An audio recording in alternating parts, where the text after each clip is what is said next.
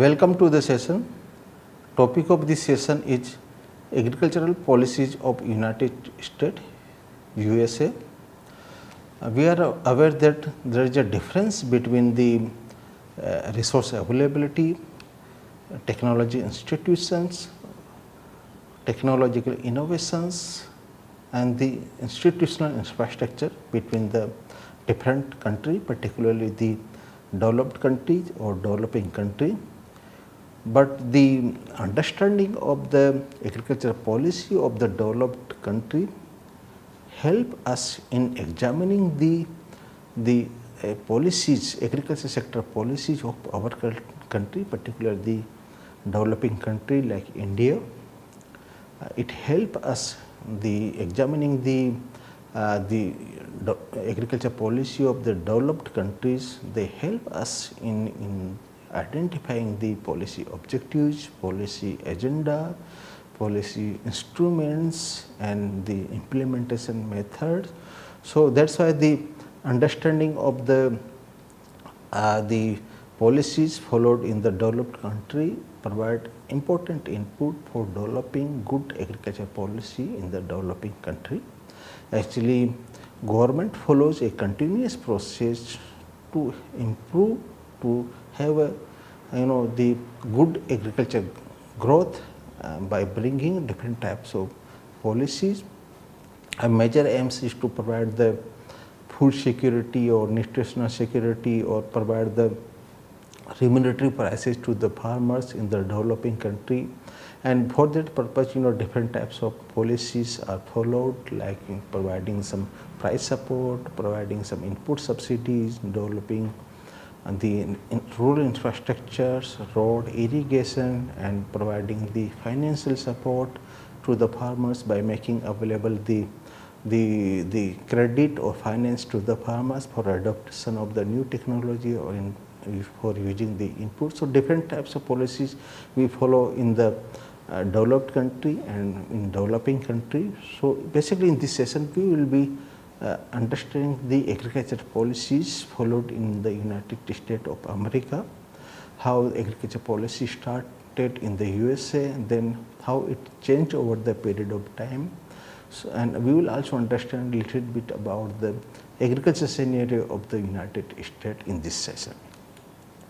So, when we talk about the United States agriculture policy or farm policy, generally they follow a 5-year legislative cycle that produces a wide ranging farm bills. So, farm bills or the farm acts, basically they govern programs related to the farming, food and nutrition and rural communities, and also they cover the aspects of bioenergy or forestry also in the agriculture policy. Let us first understand the role of agriculture in the US economy. And when we talk about the the workforce employed in agriculture, and when we talk about the agriculture GDP as a share of total GDP, we will find the role of agriculture is declining over the period of time.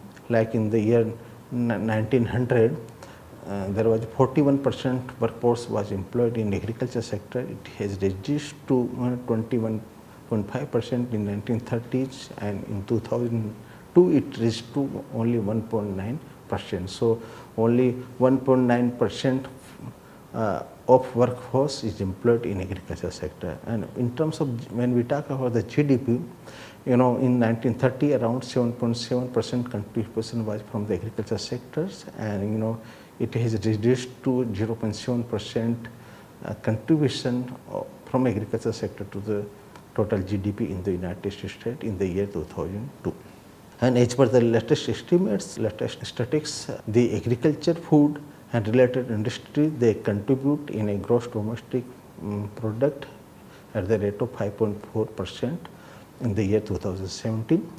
When we talk about the America's farm contributions and the total GDP, it is less than 1%, and then share of agriculture and its related industry in the United States employment, it is around 11% in the year 2018. And when we talk about the farm sector, direct on farm employment, which is accounted only 1.3% into total US employment in the year 2018.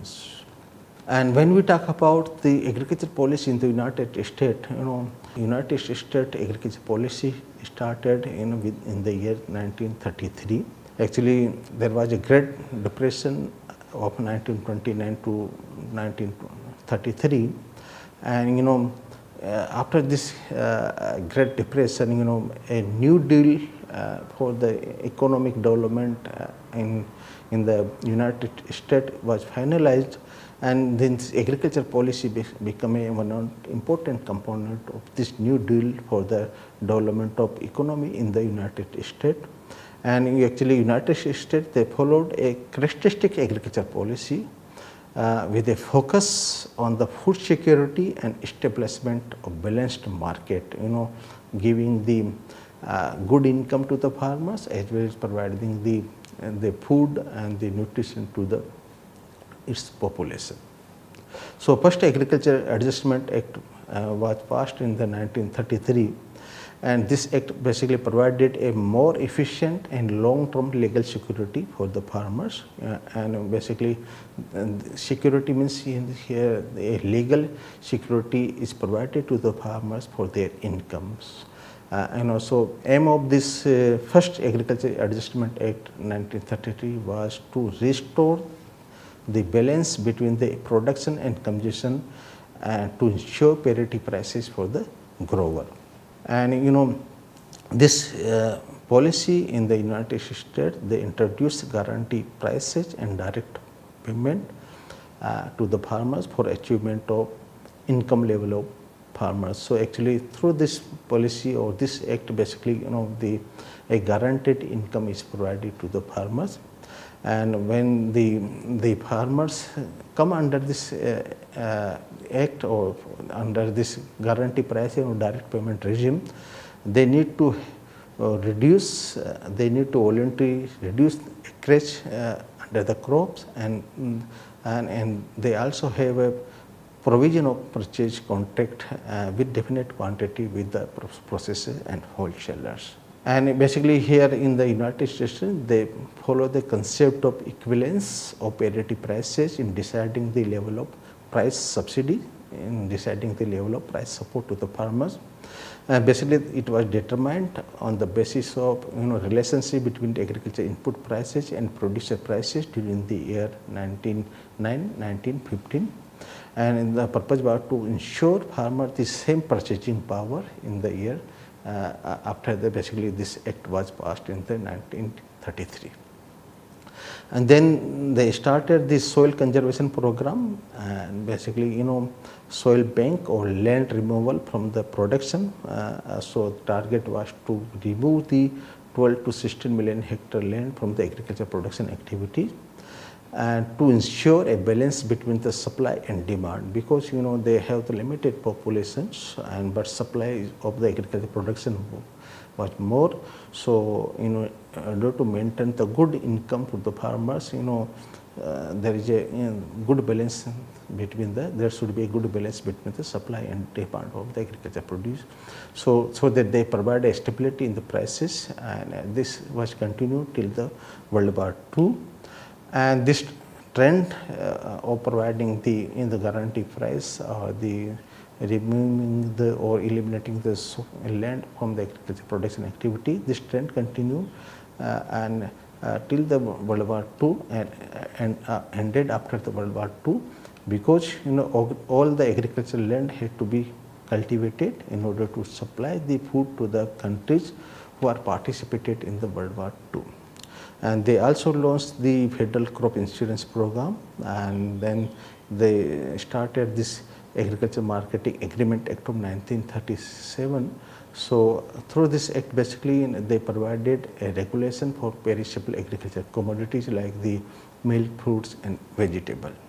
And here now we will understand the important milestone in the US agriculture policy. Like 1933, the United States started the Agriculture Adjustment Act, and this was the first farm bill, which was part of the New Deal for the development of US economy. And it was basically a mix of the commodity specific price and income support program.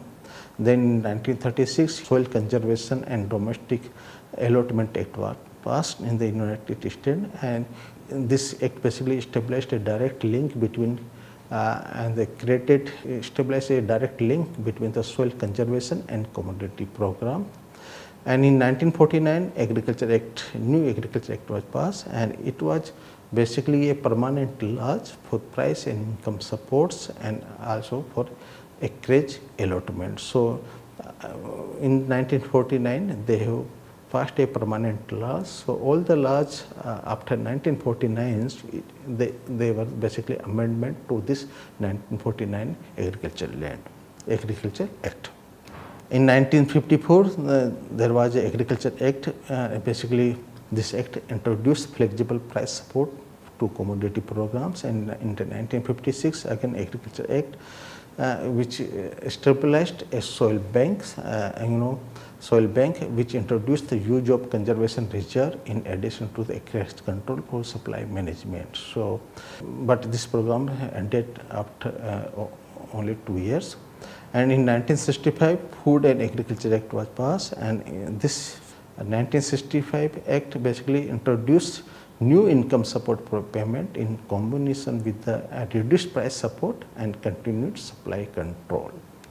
In 1970, there was the Agriculture Act again, and here in this 1970 Act, basically first time in the US agriculture policy, the component on rural development was included in the Farm Bill.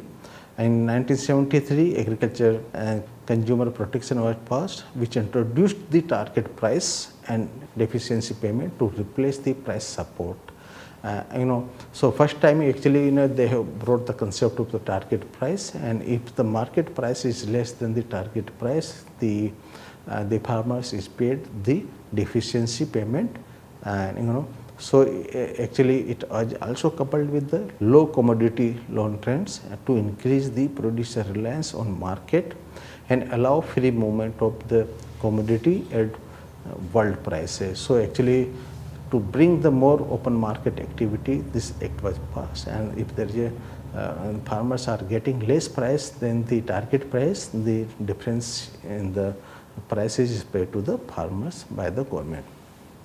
In 1977, Food and Agriculture Act, actually this was the first inclusion of the title for food stamp and other commodity distribution program in the Farm Bill. So here this food security component came in here, and actually the provision was made to provide the food to the people who are not getting sufficient amount of food. And in 1985, the Food Security Act was passed, and basically it introduced the marketing loan provision to commodity loan program to reduce the loss by allowing repayment of loan at a lower rate when market price fell. Actually, when the farmers they get the marketing loan and if the prices is down, if prices are less, then they are allowed to pay less amount of loan to the bank. And so the purpose of this was to basically to reduce the government held surplus grain.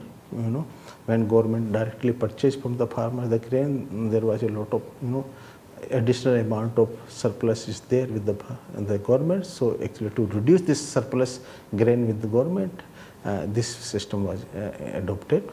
And here again there was a focus on the conservation reserve of the soil. And in 96 in the Federal Agriculture Improvement and Reform Act, FAIR Act was passed, and it replaced the price support and supply control program with the program of direct payment based on the historical production. So here the farmers are given direct payment support based on the productivity trend, and basically this act provided a nearly complete planting feasibility. Farmers are allowed whatever the crop they want allowed to grow. In 2002, new Farm Security Act came and it introduced the counter recycle payment program, and this program basically triggered when the current prices fall below a target level. So again here, if the current prices is fall below the target level, and but the payment to the farmers is made based on the historical production. They also consider the productivity trend in the United States. Then under this 2002 Farm Security Act, they introduced the working land conservation payment through the conservation security program. Basically purpose was to maintain the soil fertility, and they again continued the planting flexibility and program of direct payment based on the historical production. Then the new Food Conservation and Energy Act came in 2008, and in 2014 there was Agriculture Act, and in latest Farm Bill is the Agriculture Improvement Act of 2018, or we may call it 2018 Farm Bill. And for this bill, the period is 2019 to 2023, and total outlay of this act, or this Farm Bill 2018, is expected to do $428 billion, and this 2018 Farm Bill replaces the 2014 Farm Bill.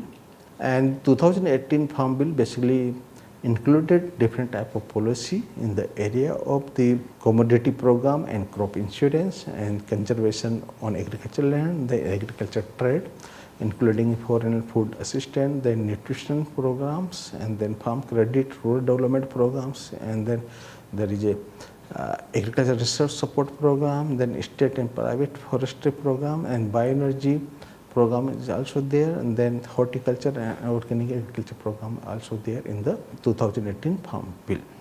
Here we can understand all these different components of the 2018 Farm Bill, and the major changes in the 2014 and 2018 bill is that this new 2018 bill basically different programs are expanded for the trade, research, extension, the energy and the specialty crops, the organic agriculture, local and regional food, and also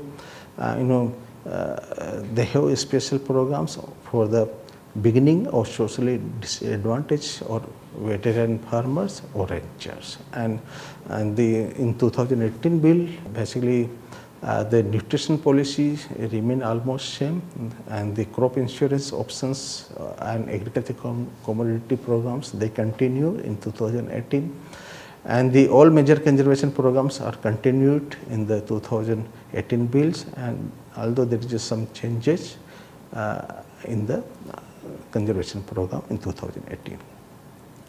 And when we talk about the first component, there is the crop commodity programs. It is basically revenue support programs for the farmers, and this component has different programs like price loss coverage, if prices fall below the target price, then agriculture risk coverage, here trend adjusted yield is compared. If the yield is less, then support is provided. Then marketing assistance loan is there, so here the marketing assistance loan rate increased in the 2018 also. Then dairy margin coverage, DMC program is there, so here the margin protection is provided between the milk prices and feed costs. So there is a sufficient margin should be there for the farmers. Then in the conservation program, there are two type of programs there. One is the working land programs, another is a land retirement and easement program. In the working land programs, support is provided in terms of technical and financial assistance to help farmers to improve land management practices.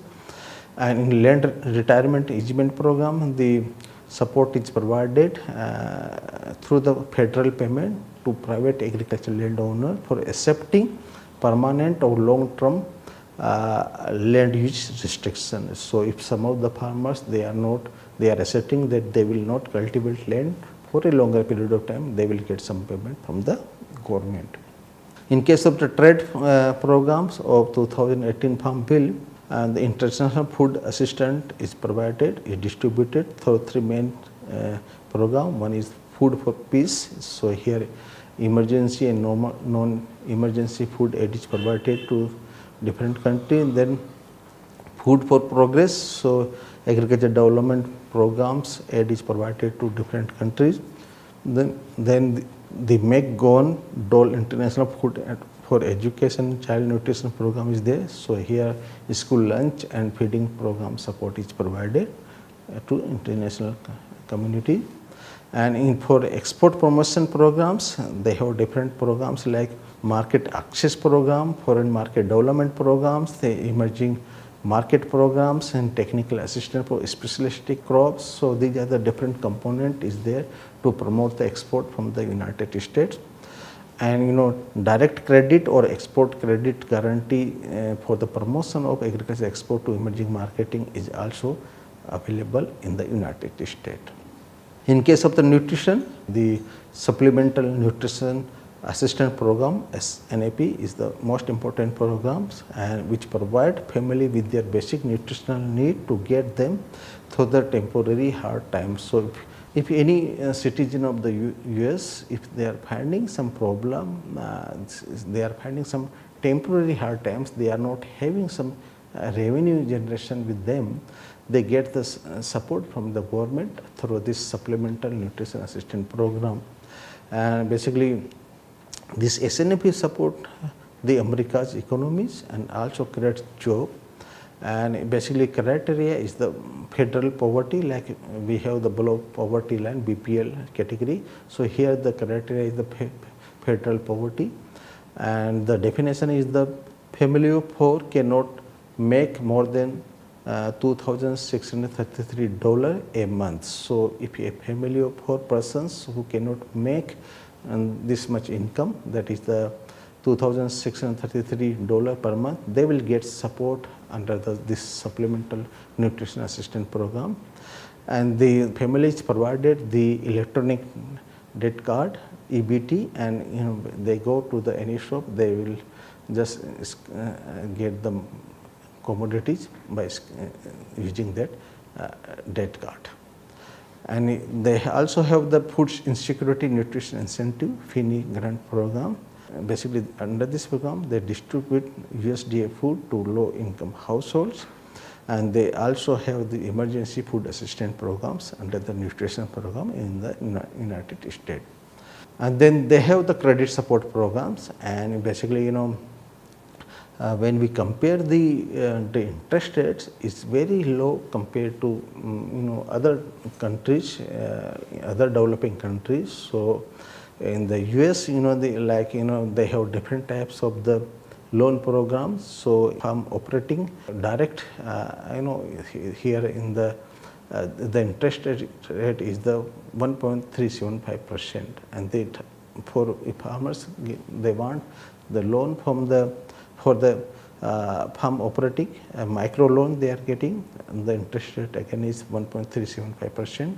And for farm ownership, if they are purchasing some land, and in case of direct, 2.25% is the interest rate.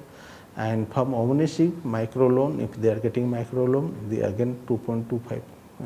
So actually the interest rate is very low compared to other country in the United States, and these rates are effective from the 1st June 2020. Then rural development program is another component of the 2018 Farm Bill, and basically there is a provision have been created for the broadband deployment in rural areas, and then there are different cases of opioid abuse and rural health, so support is provided for them. And then there is a provision for the business and infrastructure development in the rural areas, and there are different programs for rural housing and community facilities. And then rural business and cooperative program is also there, rural utility program is also there under rural development component of Farm Bill. And in case of the research, there is a high priority research and extension program is being implemented under the Farm Bill. And it has different sub-component, sub-programs like organic agriculture research and extension initiatives, in ORI. Then they have the Specialty Crop Research Institutions, SCRI. Then in the United States, they have 1,890 land grant institutions working in the agriculture sectors, and they have 1,994 tribal college of agriculture who provide the education in the agriculture sectors.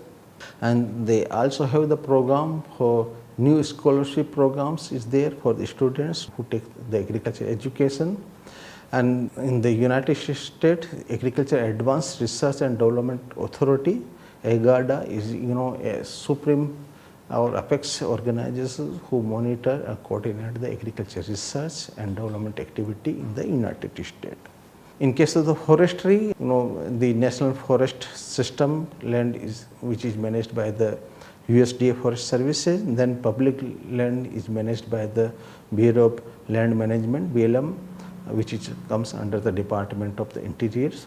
And basically for forestry, there are 3 laws which are operating. One is the Cooperative Forestry Assistance Act, and then another is the Forest and Rangeland Renewable Resource Research Act, and then third is the Healthy Forest Restoration Act is there. In case of energy, they have a very good programs or support for agriculture-based renewable energy.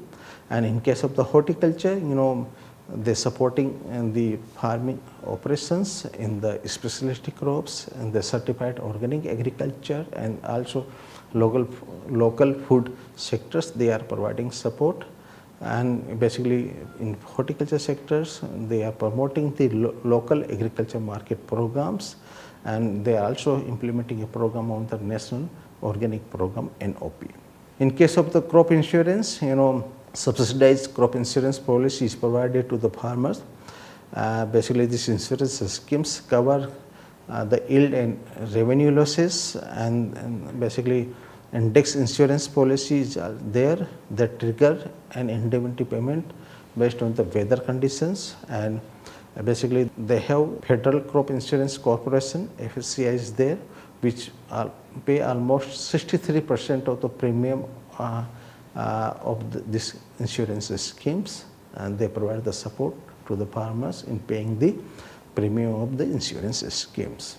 And now we can sum up the session that the US United States agriculture policy, they followed basically a characteristics agriculture policy with a focused policy to support the farm income, to provide the protection against the farm price fall, and through different programs. And in the United States, they have the first Agriculture Adjustment Act in 1933, and the focus on the food security and the balanced market. And this act basically provide a long-term security to the farmers in terms of their income or land.